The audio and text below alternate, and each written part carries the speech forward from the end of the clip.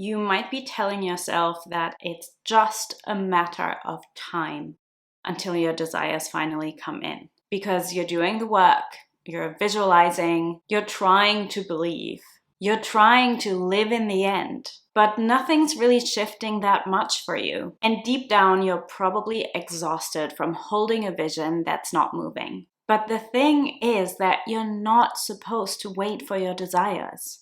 You're actually making your desires wait for you. Let's talk about how getting what you want can actually become effortless, but without bypassing waiting or stagnation. Hello, my loves. Welcome back to my channel, or welcome if you're new here. My name is Lorena. I'm a somatic self-concept and identity coach, and I help you to bridge the gap between the way you currently see and perceive yourself and who you desire to be or become, so that you can break free from repetitive relationship patterns, dynamics that no longer serve you, and identities and realities that you have outgrown. In this video, we will do a deep dive into why you may accidentally go into waiting for your vision, for your desires, instead of receiving, what it feels like for manifestation to actually become effortless, and how to get ready and receptive for what you want to come in, so that you're no longer waiting, but actually receiving. One of the most frustrating but also common patterns that I see in women is that they feel like they're doing everything they can. They're doing everything right, but they are just not making significant progress towards their desires. Maybe none at all, maybe a little bit, but not in the way that reflects the work they are putting in. And that applies to any desire, especially the ones that are really emotionally charged or that are ones that you perceive as big. So it can be a breakthrough in your career, it can be a beautiful home, it can be a relationship coming in or a current dynamic shifting, or anything else you're working towards. And what I see in these women is that there's often an underlying, often subtle energy of waiting. Sometimes there's an anticipation, and sometimes there's impatience or frustration, which is definitely natural to have when you are waiting for something to happen. Of course, you're either going to be anticipating it, expecting it, looking around the corner, or you are frustrated that it's not here yet. There's nothing wrong with feeling this way, but it's also an indication that you're waiting for something. And when you're waiting for something to happen, when you're waiting for something to change, you're, from an energetic perspective, chasing your desire rather than allowing it to meet you. Because that's what effortless manifestation is really about. It's not about instant shifts. It's about the things you want coming towards you rather than you having to wait for them or force them. I'll get more into that later in the video. And this energy of chasing might not be intentional. Most of the time it's not intentional. Most of the time it's completely unconscious. But even if it's not active chasing, it can be a subtle undercurrent underneath. Now, what does the energy of waiting look like in practice, so that you can kind of see, am I in it, am I not? So it can look like actively hoping, wishing, waiting for something to happen, right? That's quite self-explanatory. It can also look like forcing and trying. So applying a lot of different manifestation techniques, or taking action to force something, taking action out of fear. And there's nothing wrong with using tools and techniques. There's also nothing wrong with taking action, but you need to do those things from the right state. It really depends on the state you're doing them from. A lot of the clients I work with have come from a perspective of trying to push something, force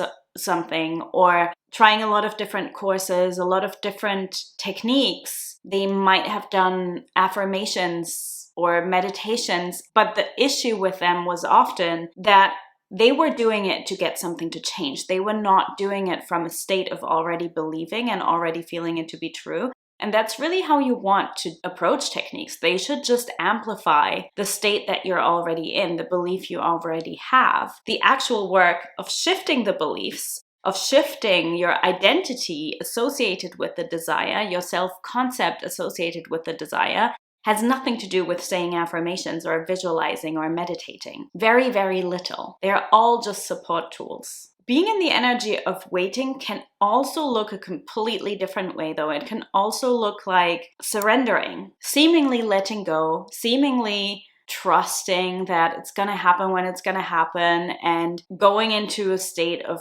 relaxing about it or trying to, maybe even distraction. But again, depending on the state you're actually doing that from, it might not be true surrender. It might just be you suppressing the desire, trying to push it away, resisting it, avoiding it. So now you're avoiding, you're not allowing the desire, but that is still the undercurrent. So then it's not true surrender and you're still not receptive to it, even though you're letting go.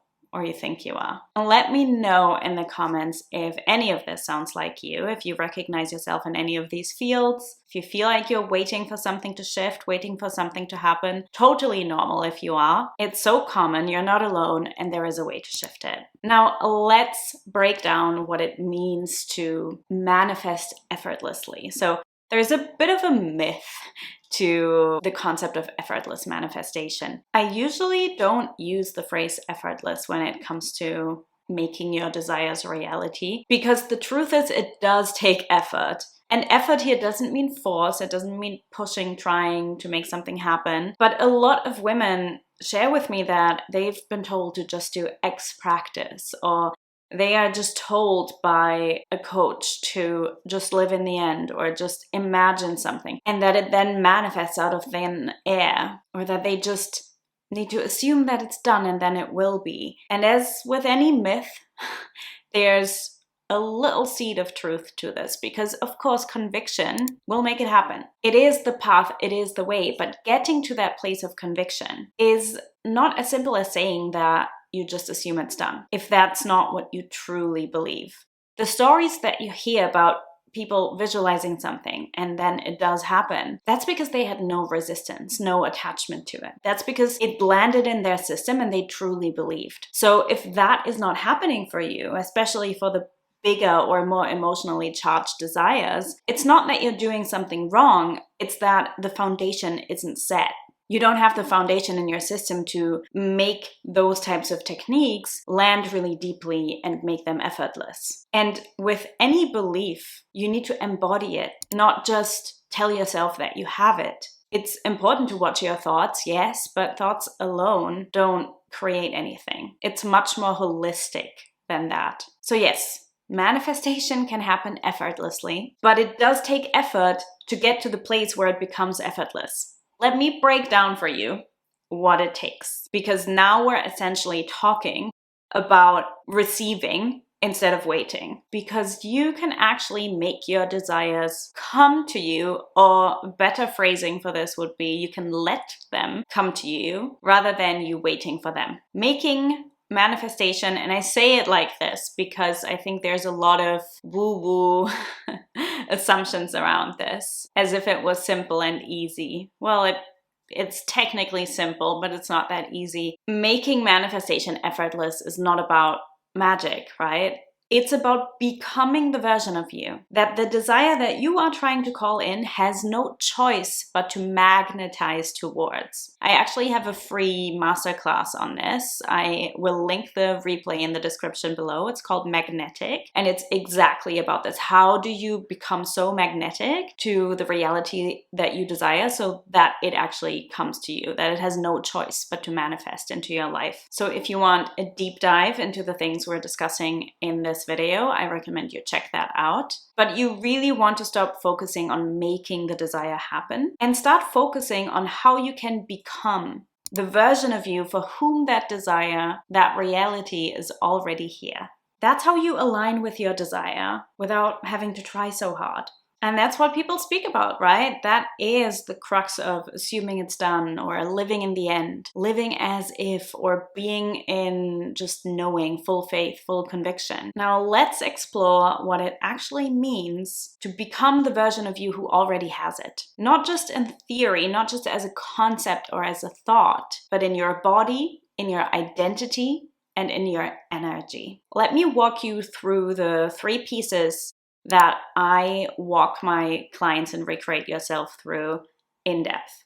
The first piece is self-concept or identity. Now, that means you're seeing yourself as someone who already has this reality, lives this reality, breathes this reality. It just feels normal and natural. Just like right now, your current reality feels normal and natural, whatever your current experience or your current pattern or circumstances are, that feels normal to you. Whether you like it or not, it feels normal to you. That's why it keeps showing up. And shifting that identity piece means that the reality that you do want becomes normal. And the other two pieces that I'll mention after this one actually also play into the self-concept or identity piece. So you're seeing yourself as loved and chosen before you are loved and chosen. You're seeing yourself as successful before you are successful. And that self-concept, that identity needs to be something that you don't just consciously think about, but it needs to be embedded in your subconscious. So psychologically speaking, in a deeper layer than what you're consciously aware of.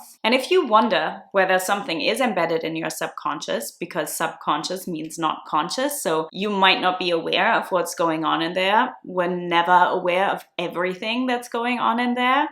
That's why it takes continuous work and really deep work, and why it's not this quick fix process of just assuming you are that version of yourself that people often make it out to be. But if you want an indication, I suggest that you look at the patterns that keep repeating in your life. Look at what keeps showing up, and also look at what your automatic reaction to those patterns is. How do you react emotionally in your thoughts, in your assumptions, in your bodily reaction every time it shows up?